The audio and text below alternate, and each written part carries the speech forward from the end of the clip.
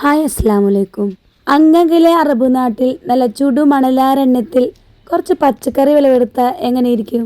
തിരക്ക് പിടിച്ച് വീണ് കിട്ടുന്ന ചില ഒഴിവ് സമയങ്ങളിൽ നല്ല പൊരിഞ്ഞ വെയിലത്ത് കഷ്ടപ്പെട്ട് എൻ്റെ ജ്യേഷ്ഠൻ ഉണ്ടാക്കിയെടുത്ത പച്ചക്കറിത്തോട്ടാണിത്. ഇതിനായിട്ടൊരു ഭാഗം തിരഞ്ഞെടുത്ത് മണ്ണൊക്കെ നന്നായി കൊത്തി കിളച്ച് നല്ല രീതിക്ക് ദിവസേന വെള്ളമൊക്കെ ഒഴിച്ച് വളരെ ശ്രദ്ധിച്ചാണ് ഇങ്ങനൊരു പച്ചക്കറിത്തോട്ടം അവിടെ ഉണ്ടാക്കിയെടുത്തത്. ഒരുപാട് തവണ അതിൽ നിന്ന് വിളവെടുക്കാനും സാധിച്ചു. റബ്ബി വീട്ടിലും സുഹൃത്തുക്കൾക്കും ബന്ധുക്കൾക്കും ഒക്കെ ഇതിൻ്റെ ഒരു പങ്ക് പല പ്രാവശ്യമായിട്ട് കൊടുക്കാനും പറ്റി. ഈ ജോലിയും തിരക്ക് പിടിച്ച ഓട്ടവും ഇതിനിടയിൽ ഇതൊന്നും ഉണ്ടാക്കിയെടുക്കാൻ ആ ഭാഗത്ത് ആരും ഇതുവരെ ശ്രമിച്ചിട്ടുണ്ടായിരുന്നില്ല.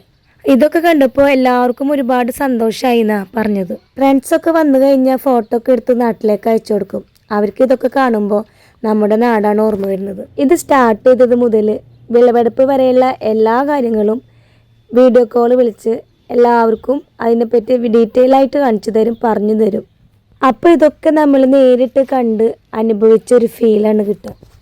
അറബിക്കും അറബി വീട്ടിലുള്ള എല്ലാവർക്കും ഇതൊക്കെ കണ്ടപ്പോൾ ഒരുപാട് സന്തോഷമായി. അവർ ഇടയ്ക്കിടയ്ക്ക് ഈ പച്ചക്കറിത്തോട്ടമൊക്കെ വന്ന് കാണും. കുറേ നേരം അവിടെയൊക്കെ നിന്ന് അതിനെക്കുറിച്ചൊക്കെ ചോദിച്ചറിയും. ഈ മധുരക്കിഴങ്ങൊക്കെ കുറേ ഉണ്ടായിരുന്നു. ആളൊറ്റയ്ക്കാണ് ഇതൊക്കെ ചെയ്തെടുത്തതെങ്കിലും ഇപ്പോൾ പറയാണ്ട് തന്നെ എല്ലാ പണിക്കാരും ആളെ ഹെൽപ്പ് ചെയ്യാൻ വരാറുണ്ട്.